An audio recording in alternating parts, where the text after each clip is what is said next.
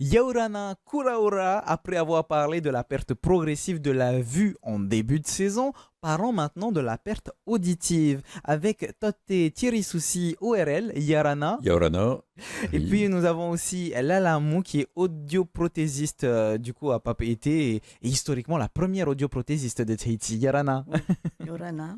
Alors aujourd'hui on parlera de comment détecter une perte d'audition, quelles solutions existent et surtout avant d'en arriver là, comment préserver notre audition. C'est ce que nous allons découvrir avec nos experts du jour dans Manava, votre émission Info Service.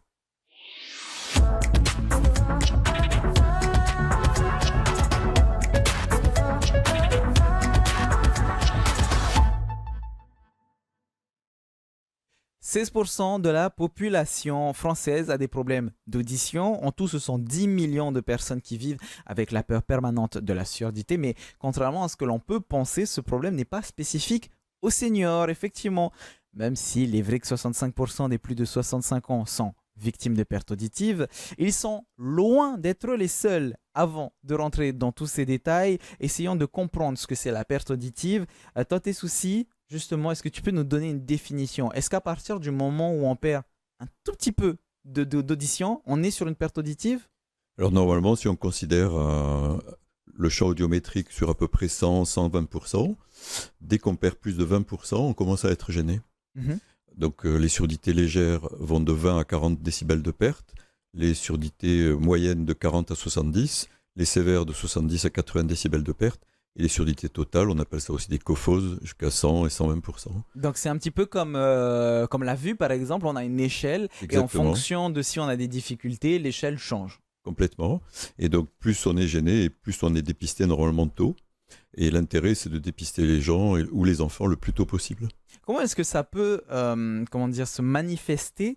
Puisque je vais prendre l'exemple sur la vue. Si tu as un problème de vision dès le début, dès enfant, tu peux pas dire que là je vois flou. C'est la même chose avec l'audition. Comment est-ce que l'on sait qu'on a un problème? Alors forcément, avec l'enfant, il ne va pas dire qu'il entend mal, surtout s'il n'a jamais bien entendu. Et donc, en fait, il va être dépisté d'autant plus vite qu'il entend mal. Mais c'est vrai qu'au départ, le signe le plus fréquent chez l'enfant, c'est un retard de langage. Ça, c'est très important. Un enfant qui a du mal à installer son langage, c'est-à-dire qu'à 2 ans, 2 ans et demi, il ne commence pas à faire des petites phrases avec sujet, verbe, complément, ou qui fait répéter, ou qui se met proche de la télé, ou qui monte le son. Et c'est déjà un petit peu suspect, surtout s'il y a une histoire familiale de surdité. Alors là, on répond déjà plus ou moins à la prochaine question qui était quelles sont les conséquences de cette perte auditive sur la vie quotidienne. Mais je me tourne vers toi, Lala, à la maison, au travail, ça peut apporter beaucoup de difficultés. Parce qu'un enfant qui n'entend pas bien, on voit sur le comportement déjà de l'enfant à la maison. Quand on l'appelle, il ne réagit pas, il est obligé de crier sur lui. Les parents commencent à s'énerver. Ah, qu'est-ce que tu fais là? Alors que l'enfant a un problème. Personne ne sait à la maison qu'il a un problème. Ça aussi, on le voit à l'école, au niveau des instituts. Quand les instituts donnent leur consigne de travail à l'école, l'enfant, il est ailleurs. Donc finalement, il ne suit pas tellement ce qu'on lui propose de faire. Il y a des difficultés qui arrivent. Ce n'est pas juste une perte d'audition. Ça peut apporter plein de difficultés dans la vie quotidienne. N'hésite pas à porter la voix. C'est pas mal de voir quand même un enfant qui n'entend pas, ou bien qui a un début de perte d'audition. C'est que l'enfant, même au niveau du langage, on le sent. C'est ça, ça retentit d'abord en fait sur son langage, déjà. Les défauts de prononciation. Et donc c'est ce que rapportent souvent les parents, c'est-à-dire il confond les sons, il répond à côté, ou alors il a des défauts de prononciation, il confond les M, les N, les B, les P, les S, les F, donc tous les sons qui sont similaires. Donc l'école est très importante, comme dit Lala, pour dépister ce genre de troubles. Il y a, je suppose, différents types de surdité. Toi, tes soucis, on parle de surdité de transmission, de perception. Tu peux nous en parler? C'est ça. Donc en fait, l'oreille, je ne sais pas si on voit là. Oui. Donc l'oreille est en gros en 3 parties. Il y a l'oreille externe, qui est le pavillon et le conduit auditif. Okay. Il y a ensuite l'oreille moyenne, qui est constituée par le tympan et les osselets. Ok, donc c'est quand on se nettoie les oreilles avec des cotons-tiges, c'est ce qu'on touche, ce qu'il y a au fond. Alors, je m'élève tout de suite contre cette pratique qu'on bannit et qu'on interdit totalement. Les cotons-tiges ont été inventés par un ORL qui n'avait plus de travail. Donc, il faut absolument pas utiliser Bon, les ça tombe bien, on en parlera juste après. Alors. Voilà. Et donc ensuite, ces sons sont transmis donc à l'oreille interne, qui est un organe assez complexe. Remets juste un tout petit peu plus haut pour qu'on puisse bien De voir. cette façon, comme Parfait, ça. nickel. Donc avec l'organe de l'audition qui est une espèce de petit escargot avec les fréquences de plus en plus graves au fur et à mesure qu'on monte dans l'escargot et le centre de l'équilibre. Donc il y a deux grands types de surdités. Les surdités qui sont dues en fait à une transmission du son, c'est-à-dire que soit un bouchon de cérumen, une perforation du tympan ou une atteinte des osselets peut entraîner une baisse de la transmission du son, mais l'audition interne est normale, c'est-à-dire que l'oreille interne est normale. Soit c'est une atteinte de l'oreille interne, soit l'organe auditif, soit le nerf auditif qui va jusqu'au cerveau. Après, on a des surdités corticales, mais ça, c'est plus compliqué. Et donc, en gros, on peut réparer et opérer les surdités de transmission, que ce soit le tympan ou les osselets. Par contre, et la majeure partie des cas, ce sont des surdités de perception, c'est neurosensoriel. Celle-là, on ne peut rien faire. Et la seule solution, c'est d'appareiller les patients. Alors là, tu nous expliques finalement les différentes difficultés que l'on peut avoir, donc les différentes pertes d'audition, donc des différents types de surdité. Là, j'en parlais déjà en début d'émission, les personnes les plus concernées par ces pertes auditives sont généralement les matahiapo. Non, il y a un peu de tout. Alors n'hésite pas à Je porter peux pas ta dire- voix, on a du mal à t'entendre. Je peux pas dire que c'est que les personnes âgées, non. Parce que même au niveau des enfants, il y en a pas mal. Une fois c'est détecté à l'école par surtout la médecine scolaire là, qui passe de temps en temps faire leur visite. Et là, on voit quand même qu'à l'école, il y en a pas mal d'enfants qui sont touchés par la perte d'audition. Donc on parle quand même de 65% des plus de 65 ans, mais encore une fois, ça touche donc même les enfants. C'est des cas, toi, tes soucis qui t'arrivent de rencontrer? Oui, bien sûr. Donc, on a des surdités congénitales, des surdités familiales. Il y a des familles, Surdité familiale. c'est-à-dire qu'il y a des Héréditaire. surdités génétiques ou héréditaires. Ah, d'accord. Il y a donc ça peut aussi il y a une toucher. famille à Tahiti, dont je ne donnerai pas le nom, bien entendu, où il y a une surdité, une atteinte rénale en même temps. Et donc, la plupart des membres de cette famille sont atteints.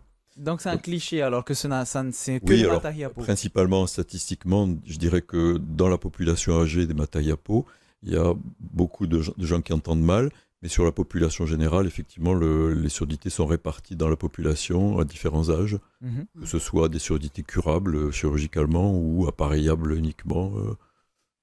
Dans le cas des surdités neurosensorielles, oui. Alors on parlait tout à l'heure de l'exemple de l'enfant qui grandit finalement avec un problème d'édition. Il ne va pas forcément le dire puisque pour lui ça sera habituel. Mais imaginons une personne qui est dans un milieu où il y a beaucoup de bruit, etc. Petit à petit, il perd son audition. Oui. Comme c'est crescendo, il ne va pas forcément s'en rendre compte tout de suite. Est-ce qu'il y a des signes qui peuvent alerter et se dire tiens, là, il faut commencer à consulter? Donc, les gens qui travaillent, par exemple, qui travaillent dans le bruit, c'est surtout ça. Si encore on leur met des casques ou des protections nécessaires pour atténuer les bruits, donc eux, ça va, ils sont assez protégés. Mais ceux qui travaillent vraiment dans les bruits, soit dans les rues, travaillent de bâtiments et qui n'ont pas de casque, c'est que même entre eux, ils ne s'entendent pas vraiment parce que dès qu'il y a le bruit, il ne comprend pas du tout ce qu'on lui demande à faire. Oui. Ouais. Et puis, ça touche sur leur santé aussi après. Je prends l'exemple, puisque là on a une échelle de bruit, on en parlera un peu plus tard, mais je vois une tronçonneuse, donc quelqu'un qui utiliserait une tronçonneuse sans forcément un casque, tous les jours ça peut avoir une perte auditive, il y a un signe, quelque chose qui peut lui faire comprendre que, tiens, à ce moment-là, il faut aller consulter. Oui, parce que quelquefois, les gens qui travaillent toujours avec les bruits, il y a d'autres sons qu'ils entendent aussi après. C'est ce qu'on appelle les acouphènes. Donc, quand on a les acouphènes, ça, c'est sûr que c'est suite à une exposition quand même assez longue dans leur travail ou dans leur situation et qui restent dans leur tête. Et puis, du coup, ils se disent, mais c'est quoi ce bruit-là? Ce qu'ils n'ont pas l'habitude d'avoir avant, quand ils étaient gosses, quand ils étaient jeunes. Et une fois qu'ils ont travaillé quand même dans une situation très, très bruyante, donc ils se rendent compte quand même, je vais quand même consulter parce que ça me gêne. Justement, ça me Ça permet me une gêne, voilà. Ça transition me gêne, parfaite. voilà. Ça me gêne, je vais quand même voir le médecin parce que ça, dans mon oreille là. Et ici, on pense toujours que quand il y a du bruit dans l'oreille, c'est parce qu'il y a quelqu'un qui raconte des histoires sur toi. Et moi, je rigole quand j'entends ça. Je dis non, non, non, il faut peut-être voir quand même un médecin parce que c'est pas normal. Donc les acouphènes, toi tes soucis, c'est un bruit constant qu'on entend dans l'oreille. C'est un épiphénomène, il y en a beaucoup, beaucoup d'origines. Donc, les plus fréquents sont ceux dus à l'atteinte de l'oreille interne, effectivement. Les oreilles qui sifflent, qui bourdonnent, effectivement, c'est un signe d'atteinte qui doit pousser à consulter. Et donc, mais bon, par exemple, chez l'enfant, l'enfant ne se plaint pas en général de ce genre de problème. Donc, les manœuvres mises en route pour dépister les surdités, chez l'enfant de moins de 3 ans, c'est très difficile. En Polynésie et partout sur les territoires français, il y a un examen obligatoire à la naissance qui s'appelle les auto-émissions, qui est une petite sonde qu'on va placer dans le conduit du bébé, du nouveau-né, pour savoir si l'oreille répond ou pas. Il y a un deuxième test qu'on peut faire chez l'enfant petit, qui sont des tests d'orientation. Il faut être équipé pour ça, c'est-à-dire qu'on fait entendre plusieurs bruits et on voit si l'enfant se retourne. Ensuite, à partir de 3-4 ans, on peut faire de l'audiométrie en cabine, c'est-à-dire mettre un casque et faire répéter des mots à différentes intensités pour voir si l'enfant entend au moins 60 ou 80 ou 100% des mots. Donc plus on descend, plus on arrive à voir si l'enfant a une... Plus c'est difficile. C'est le seuil de compréhension qui va donner le seuil auditif. Et ensuite, chez l'adulte, bien entendu, c'est le test en cabine audiométrique avec les casques, donc en cabine insonorisée. Et on fait répéter plusieurs mots, disons, à différentes intensités. Ça, c'est l'audiogramme vocal. Et l'audiogramme tonal, on fait entendre des sons à différentes intensités sur tout le spectre des fréquences. Et donc on peut savoir, on fait un audiogramme à ce moment-là, on peut savoir si la personne entend bien ou pas bien ou mal. Et donc on fait à ce moment-là le diagnostic du type de surdité qui conduit soit à appareiller, soit à proposer une intervention instrumentale. Est-ce que ça peut arriver qu'il y ait justement un retard de diagnostic par rapport à tout ce qu'on disait tout à l'heure? On est habitué à entendre si on ne voit pas que on perd petit à petit de l'audition. Ça peut arriver? Oui, c'est le vrai problème. Donc on parlait de l'enfant tout à l'heure, mais même chez l'adulte, il y a soit effectivement un retard parce que la personne dit qu'elle entend, mais en fait elle ne sait pas exactement ce qu'elle entend, soit il y a un déni, c'est-à-dire que la personne sait qu'elle entend mal, mais elle ne veut pas l'avouer ou se l'avouer par une espèce de honte. Alors il y a une différence très importante, c'est que la vision c'est quelque chose d'objectif. Toi tu peux savoir si tu arrives à lire à 5 mètres ou 10 mètres. Par contre l'audition c'est un sens subjectif, c'est-à-dire que tu peux mettre 10 personnes ensemble, et 9 entendent le son et la 10e n'entend pas, mais la 10e va te dire mais normalement j'entends bien, mais ne comprends pas pourquoi elle n'entend pas. Et donc si tu ne testes pas les gens, tu ne peux pas savoir s'ils entendent ou pas. Alors tu nous parlais justement de solutions, on se tourne vers toi Lala, puisque tu as tout un attirail devant toi. Non mais il y a quelque chose que je voulais dire aussi, oui, pour quelqu'un qui bon, soit disons tout à l'heure on a parlé des gens qui sont dans le bruit. Il y en a qui se rendent compte, par exemple pour écouter la télé, ils sont nombreux dans la maison. Il y en a qui mettent le son normal pour eux, donc son très bas. L'autre qui arrive, mais j'entends pas. Il a tendance à mettre plus fort. Et les autres à côté, mais tu mets trop fort ta télé. Donc ça veut dire que lui, il n'entend pas bien. Mais lui, il ne veut pas savoir qu'il n'entend pas bien. Pour lui, c'est non, c'est normal, je mets ma télé, j'entends bien ma télé. Alors que les autres disent, c'est trop fort ta télé, baisse. C'est ça, c'est le confort auditif. Le confort auditif, il est individuel. Si ton confort auditif, il est à un niveau élevé, c'est donc ça veut dire que la personne, il n'entend pas bien, mais il ne veut pas accepter, c'est ça. C'est intéressant ce que tu dis, parce que déjà là, ça peut faire... ça remplacera jamais des professionnels, mais déjà là, on peut se douter et ça peut faire un début de diagnostic. Oui, bien sûr. Mais... Et en fait, c'est le début... Alors, ça dépend si ensuite, c'est souvent le conjoint ou les parents donc, qui remarquent, c'est la famille qui poussent à consulter. Dans beaucoup de pour l'emmener chez l'ORL beaucoup de disciplines en médecine, c'est quelqu'un d'autre, surtout en Polynésie où les gens sont très résilients et ils vont ne pas consulter, ne pas se précipiter chez le taoté pour des raisons qui sont pourtant les bonnes. Alors parlons justement de ces appareils auditifs, donc comme je te demandais là, est-ce qu'on peut montrer comment ça fonctionne finalement? Puisque c'est pas ça fonctionne pas par magie, il y a des systèmes bien spécifiques. Tu peux nous expliquer? Donc il y a différentes sortes d'appareils auditifs, ça dépend, donc le médecin nous prescrit une ordonnance appareillage auditif. Bon, moi, ce que je fais tout le temps, je convoque toujours la personne à appareiller parce qu'il y a beaucoup de choses qui jouent dedans. Mhm.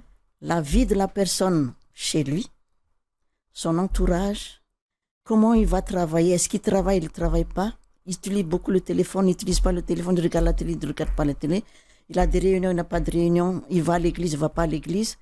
Est-ce que la maison se trouve au bord de la route parce qu'il y a la circulation, Ah oui, il y a tous ces éléments-là à prendre tous en les compte. bruits qu'on va entendre, qu'on ne fait pas attention, nous, bon entendant, on ne fait pas attention parce qu'on entend tout ça, ça ne nous dérange pas. Mais la personne qui va être appareillée, quand il va avoir quand même ses appareils, il a tous ces bruits-là qui risquent de les gêner. Donc, c'est pour ça que je convoque. Et c'est là, ensemble, après, une fois que j'ai fait les tests, c'est là que je vois, voilà les sortes d'appareils qui se présentent Mhm. à ton niveau, si son audition n'est pas trop grave. Donc, je lui conseille, voilà, il y a ces appareils qui sont... Alors, est-ce que tu peux le monter parce que sinon on voit pas. Donc, voilà. Dans quel sens? Alors, je vais le prendre. Je vais le prendre avec moi. Du coup, ce sont ces appareils que l'on peut voir ici qui sont utiles pour différentes Voilà. situations, je sur suppose. sur différents niveaux d'audition aussi. Mhm. Parce que, par exemple, l'intra, c'est celui qui est juste une petite boule au milieu. Celui qui est là. Voilà. Ouais.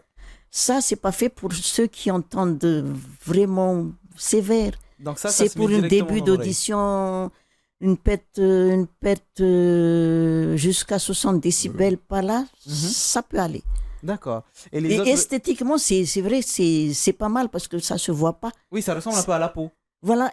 Non, c'est dedans, dans l'oreille. Mhm. Et les gens aiment bien ce genre parce que on ne voit pas tellement. Donc, même les oreilles dégagées, on ne fait pas trop attention. Donc il y a un suivi, Et la, je suppose, et la après. plupart du temps, les gens demandent ça, alors que leur audition, c'est quand même basse par rapport à Ah bah finalement, 60 décibels. Donc, moi, je ne propose pas. Je dis non, je ne peux pas vous donner ça. ça revient à la question dont j'allais te poser, ce suivi par rapport à la pose de la prothèse. Finalement, une fois que c'est posé, il y a un suivi qui nous Oui, permet oui. de savoir si c'est efficace ou pas alors. Oui, oui. Donc là, de toute façon, quand on choisit donc l'appareil qui lui convient, je montre carrément sur l'ordinateur, hein, voilà la perte auditive qu'il y a, l'appareil qui te convient, c'est ça, ça, ça. Et là, ils vont dire, ah ok, alors j'accepte. Et c'est là qu'il faut faire attention. Quand on fait accepte, c'est que tu es obligé de bien suivre la personne quand même jusqu'au bout. Bien sûr. Parce qu'au début, j'accepte, mais c'est dans la tête, non, je dois porter ça, non, ça se voit, c'est trop gros. Est-ce que tu leur expliques aussi les inconvénients? Parce qu'il y a des avantages. Ouais. Je crois que ensuite, on entend une de mes patientes là, qui est interviewée. Mhm. Donc ça Ouais, sera ouais, juste au niveau après, du donc. bruit. Mhm. Oui, c'est ça. Au Le début, problème du c'est coup. vrai que. Et ensuite, le problème de Ouais. l'audition dans le bruit, parce que Ouais, quand c'est tu... ça. Donc maintenant, c'est vrai que maintenant, les appareils ont bien évolué hein, par rapport à avant. Avant, on faisait le réglage au tournevis, si l'on peut dire. Mhm. Ça a évolué après. Donc les appareils, c'était à pile, et puis avec à pile au début, mais au tournevis. Et après, on a mis quand même le réglage par ordinateur, mais c'était encore des débuts. Et maintenant, on a vraiment évolué, on travaille beaucoup sur les bruits. Alors, ce qui est important, justement, vu qu'on parle de bruit, ici, tu nous as apporté, donc une échelle de bruit. Et on peut voir que ici, par exemple, juste en bas, là, on parle d'un réfrigérateur à 43 dB, donc décibels, je suppose. Ouais. Donc, à partir de là, si on arrive à entendre ces bruits-là, on n'a pas de problème auditif. Si l'on peut dire, on est normal. On est normal, il n'y a pas de problème voilà, auditif. Voilà. Par contre, on remonte un petit peu, je vais loin. Donc là, on a une sirène. Il y a écrit que c'est extrêmement fort avec 112 décibels. Là, à partir du moment où on se dit « Oh, la sirène, ça va, elle ne me dérange pas », on peut commencer à se dire qu'il y a un petit problème. Oui, ça c'est sûr. Elle dit « Non, ça va, j'entends bien ». Je dis « Non, mais ça ne te gêne pas ?» Moi, ça m'arrive de le dire. « C'est fort ». Je dis « Pour moi, c'est fort ». « Non, moi, ça va, j'entends bien ». Je dis « Mais c'est ça, tu as un problème d'audition. Tu entends bien à ce moment-là, tu as un problème d'audition. De toute façon, on est obligé de faire son dépistage. Hein. Le test Bien du sûr. frigo, c'est bien. Et aussi, les patients disent j'entends à nouveau les oiseaux, j'entends à nouveau le vent. Ouais. Donc après Donc, l'appareillage, je oui, suppose. oui, après l'appareillage. Et je suppose, bon, même si c'est pas tous les jours qu'on peut voir, par exemple, le décollage d'une fusée à 188 décibels, là, à partir du moment où on se dit non, ça va, le décollage d'une fusée, ça me dérange pas, là, il y a un véritable problème. Mais je suppose aussi que, in fine, il y a, toi, tes soucis, des chirurgies qui sont possibles en fonction des cas. Alors oui, mais uniquement, comme je disais, dans les surdités dites de transmission, c'est un tympan perforé, ça se répare très bien. Des osselets abîmés, il y a des prothèses ossiculaires qui sont microscopiques, qu'on utilise en chirurgie couramment. Et donc, ça fait partie quand même des grands succès de la chirurgie. Alors, il y a un autre type d'appareillage dont on parlera brièvement et qui traite en fait les surdités totales profondes, qui est l'implant cochléaire. Alors, l'implant cochléaire, c'est un ordinateur qui est implanté sous la peau et qui va transformer le signal auditif en signal électrique qui va être directement transmis au nerf auditif. Alors vu qu'on est justement sur ces appareillages, pour la perte auditive, ça peut toucher tous les âges. Et comme d'habitude, on termine sur vos questions express. Aujourd'hui, on rencontre Diana Ebb, qui est patiente malentendante. Elle nous raconte son expérience dans votre rubrique. Bonjour, je m'appelle Diana. Je suis ici en tant que malentendant.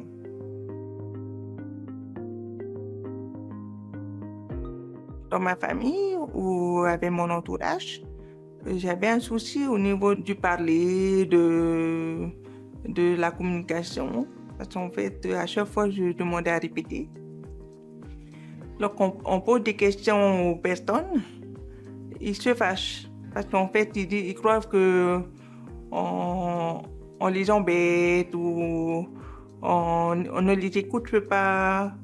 Et en fait, non.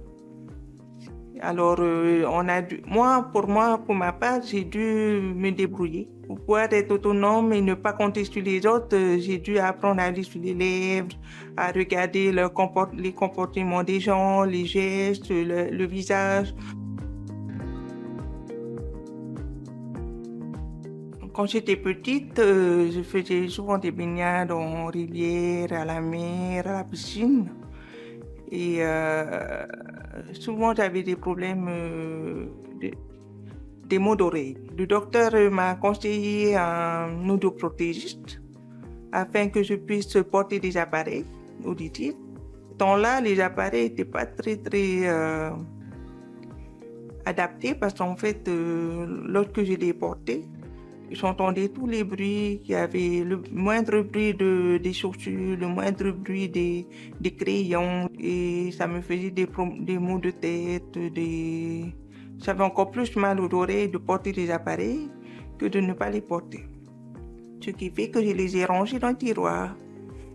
Et ça pendant 10 ans, 20 ans, c'est-à-dire de 1989 à 2009.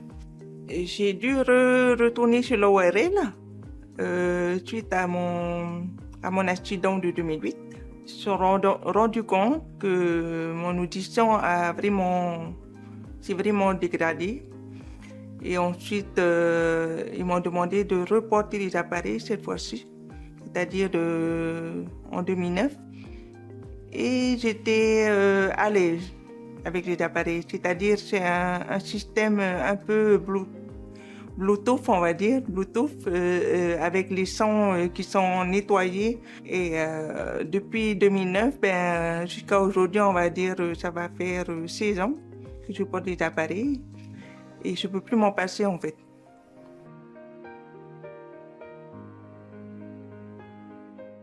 Il ne faut pas avoir honte de porter des appareils, de consulter l'ORL et l'audioprothésiste.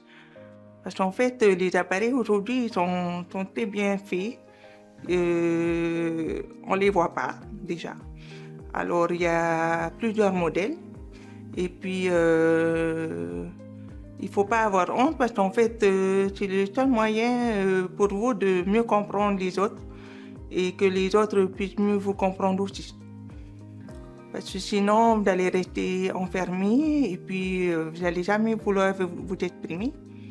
Je suis contente aujourd'hui de porter des appareils et ça me permet de m'en sortir et de profiter de la vie On va dire ça.